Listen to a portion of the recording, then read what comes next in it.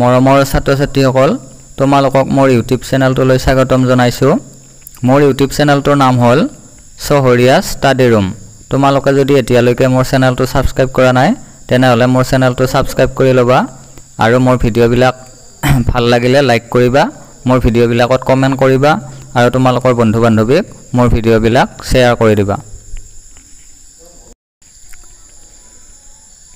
আজি আমি ক্লাস 6 ইংৰাজী কিতাপখনৰ 3 নম্বৰ লেসনত থকা ধ্যান চান্দ নামৰ পাঠটোৰ পৰা পৰীক্ষাৰ বাবে দৰকাৰী কেইটামান প্ৰশ্ন আলোচনা কৰিম। তোমালোকে ভিডিঅ'টো আৰম্ভণিৰ পৰা শেষলৈকে চাবা আৰু তোমালোকে ভিডিঅ'টো লাইক কৰি দিবা। এতিয়া আমি এক্টিভিটিজ অৰ্থাৎ কাৰ্যকলাপত থকা 1 নম্বৰ প্ৰশ্নটো আলোচনা কৰিম। 1 নম্বৰটো দিয়া আছে Let's find out how much we have understood অৰ্থাৎ আমি কিমান বুজি পালো চাও আহা। এতিয়া ইয়াতে 1 নম্বৰত তোমালোকক যিকেইটা প্ৰশ্ন দিয়া আছে এই গোটেইকেইটা প্ৰশ্ন তোমালোকৰ পৰীক্ষাৰ বাবে দৰকাৰী। তোমালোকে এই প্ৰশ্নকেইটাৰ উত্তৰকেইটা চাব লাগিব। এটাও প্ৰশ্ন ইয়াৰ পৰা বাদ নিদিবা, গোটেইকেইটা প্ৰশ্নই তোমালোকৰ পৰীক্ষাৰ বাবে দৰকাৰী। আৰু এই উত্তৰকেইটা তোমালোকে মোৰ ভিডিঅ'ত পাবা। মই ধ্যান চান্দৰ ওপৰত প্ৰশ্ন উত্তৰৰ ভিডিঅ' বনাইছো। ইয়াতে তোমালোকে ইউটিউবত যাবা, ইউটিউবত গৈ সাৰ্চ কৰি দিবা চহৰীয়া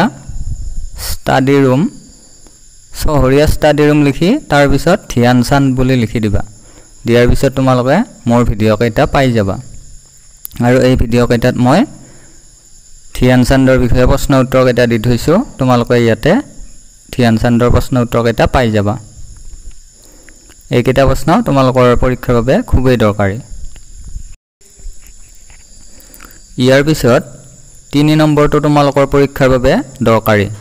ইয়াতে এখন তালিকা দিয়া আছে আৰু এই তালিকাখনত কিছুমান তথ্য দিয়া আছে, সেই তথ্যবিলাক আমি মিলাই লিখিব লাগিব। এতিয়া মই ইয়াতে কাৰ্চিন দি তোমালোকক মিলাই দিছো, ইয়াৰ পৰা তোমালোকে মিলাই লিখি ল'বা। ইয়াৰ পিছত 4 নম্বৰটো তোমালোকৰ পৰীক্ষাৰ বাবে দৰকাৰী। ইয়াতে কেইটামান বাক্য দিয়া আছে, সেই বাক্যকেইটা সঁচা নে মিছা আমি ক'ব লাগিব।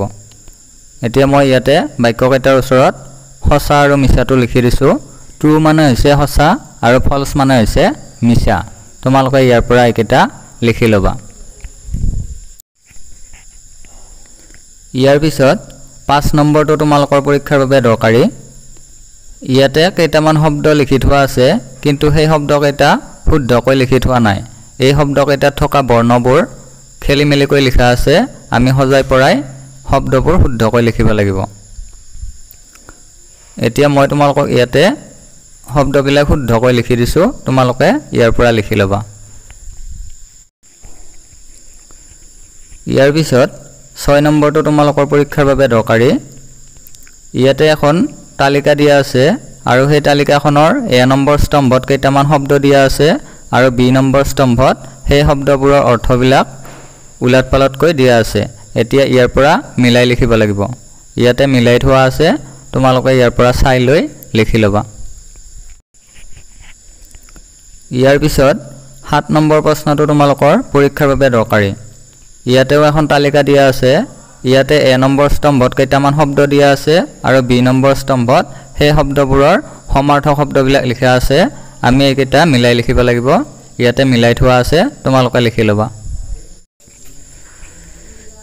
এইবাৰ 14 নম্বৰৰ তলৰ ফালে কেইটামান প্ৰশ্ন দিয়া আছে, সেই প্ৰশ্নকেইটা তোমালোকৰ পৰীক্ষাৰ বাবে দৰকাৰী।